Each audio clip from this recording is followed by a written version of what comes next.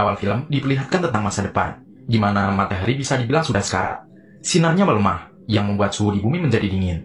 Karena sinar matahari meredup, membuat tanaman tidak bisa tumbuh, sehingga persediaan makanan bagi umat manusia tidak terpenuhi. Jika hal ini terus terjadi, maka umat manusia akan mengalami kepunahan. Kemudian, ada sebuah proyek bernama Icarus. Misi ini memiliki tujuan utama, yaitu untuk menghidupkan lagi matahari. Namun, pesawat yang digunakan dalam misi Icarus ini hilang kontak begitu saja dan belum mencapai matahari. Pesawat Icarus tidak diketahui keberadaannya hingga saat ini.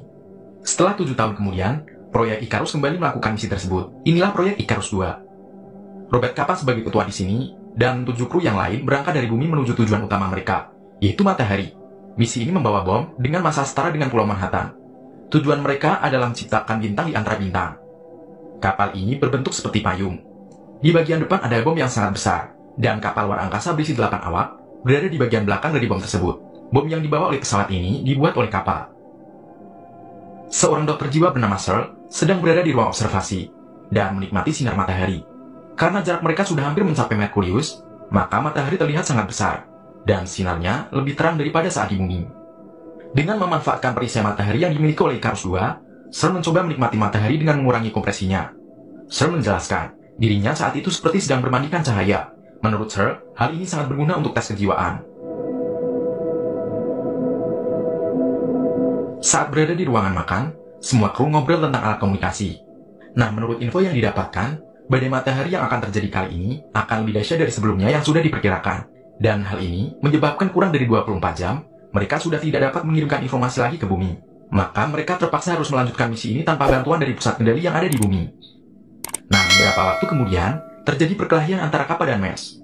Karena Capa terlalu lama menggunakan alat komunikasi satu-satunya di pesawat ini, sehingga Mes tidak memiliki kesempatan untuk mengirimkan pesan kepada keluarganya yang ada di bumi. Emosi menggebu-gebu yang terjadi pada Mes, kemungkinan dia stres karena terlalu lama di ruang angkasa. Kemudian, Mes menjalani terapi di ruang simulasi. Dia diperlihatkan berbagai pemandangan di bumi, mulai dari lautan, hutan, dan pemandangan wanita yang sedang bermain ombak di pantai. Dengan terapi ini, keadaan Mes pun jadi lebih baik, dan akhirnya Mes pun meminta maaf kepada Capa. Pesawat mereka mulai masuk ke dalam orbit Merkurius. Kemudian, Casey memanggil semua kru untuk berkumpul. Mereka menikmati pemandangan matahari yang sangat luar biasa besar. Terlihat, planet Merkurius melintas tepat di depan mereka. Beberapa waktu kemudian, Harvey menginformasikan bahwa sekitar 23 jam yang lalu, dia mendapatkan sebuah transmisi pada pusat komunikasi. Padahal, seharusnya di sini, mereka sudah tidak dapat lagi mendapatkan transmisi karena adanya badai matahari. Ternyata, keanehan ini terjadi karena mereka sangat dekat dengan Merkurius.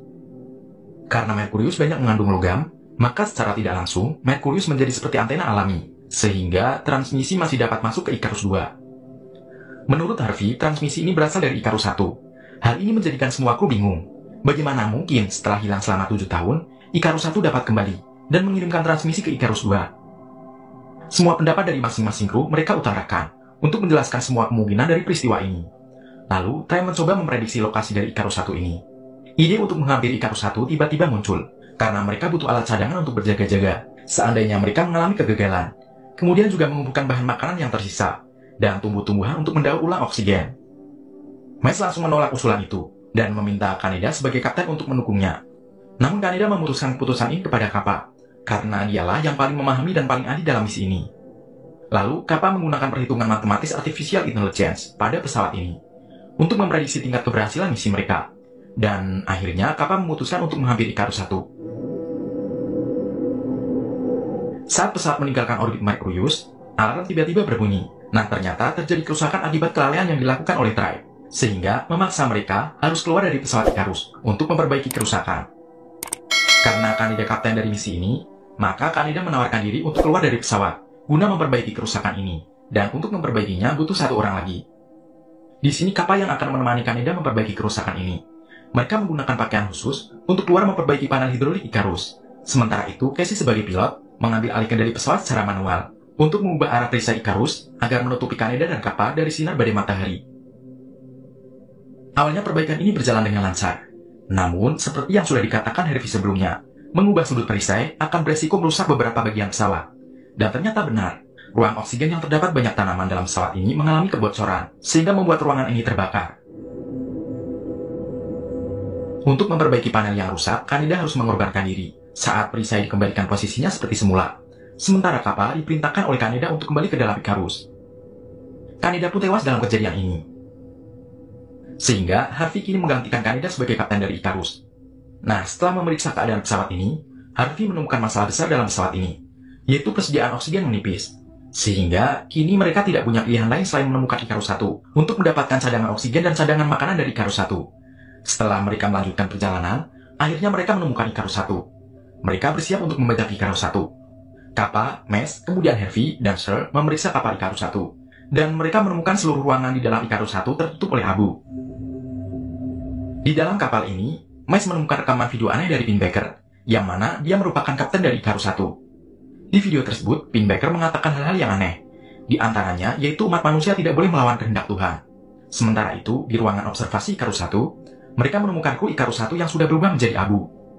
Tiba-tiba terjadi ledakan, yang menyebabkan ventilasi penghubung antara Icarus 1 dan Icarus 2 hancur. Mes kemudian mencoba mencari jalan keluar dari Icarus 1. Dia mencoba menggunakan baju astronot untuk menyeberang dari Icarus 1 menuju Icarus 2. Namun sayang, di Icarus 1 ini hanya ada satu baju astronot.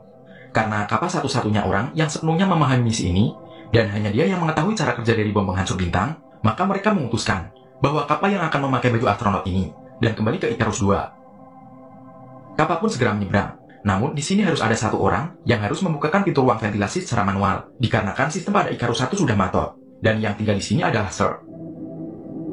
Mes dan Kappa berhasil masuk ke dalam Icarus 2, sedangkan Harvey terlempar saat dilontarkan dari Icarus 1, sehingga membuatnya terlempar jauh ke ruang angkasa yang hampa udara. Dia terbakar menjadi debu saat terkena badai matahari, dan Harvey pun tewas.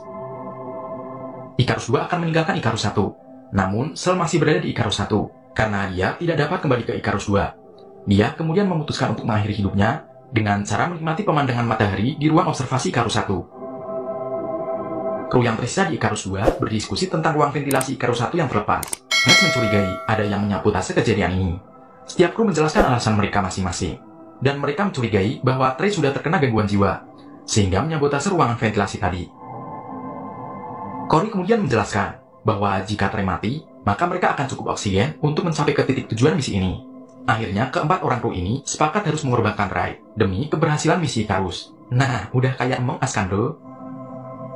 Mes yang ditunjuk menjadi eksekutor kaget, karena yang dituduh sebagai impostor, yaitu Ray, sudah tergeletak bunuh diri di ruangan kesehatan.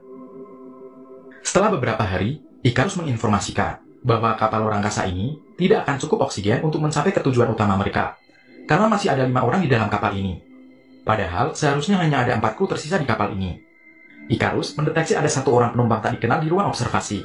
Dan saat Kappa ke ruang observasi, dia menemukan Pinbacker di sana. Pinbacker mengatakan hal-hal yang sangat aneh. Pinbacker kemudian menyerang Kappa. Kappa masih bisa selama di sini karena dia kabur ke ruangan ventilasi. Sementara itu, di ruangan oksigen, Cory menemukan tanaman yang baru saja tumbuh di sana. Saat Cory akan beranjak dari sini untuk melaporkan ini ke teman-temannya, Pinbacker sudah ada di belakangnya. Cory lalu ditikam oleh Pinbacker hingga Cory tewas di sini. Tidak lama berselang, sistem Icarus mati total. Mes pun mencoba kembali menyalakan sistem, dan dia melihat lewat kamera CCTV bahwa Kappa terkunci di ruang ventilasi. Mes pun mencoba berkomunikasi dengan Kappa lewat alat di baju astronot. Kappa kemudian mengatakan kepada Mes bahwa di kapal ini ada Pinbacker yang mencoba menggagalkan misi ini. Mes pun menemukan panel utama sudah dirusak oleh Pinbacker.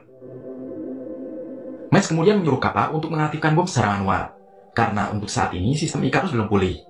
Dan tidak lama setelah itu, Mes yang berada di ruangan pendingin tewas karena membeku di ruangan ini.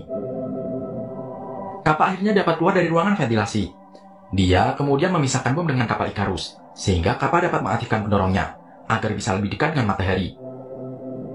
Di ruangan tersebut, Kappa juga menemukan Casey yang pingsan, namun tiba-tiba Pinbacker muncul. Kappa pun kemudian diserang oleh Pinbacker.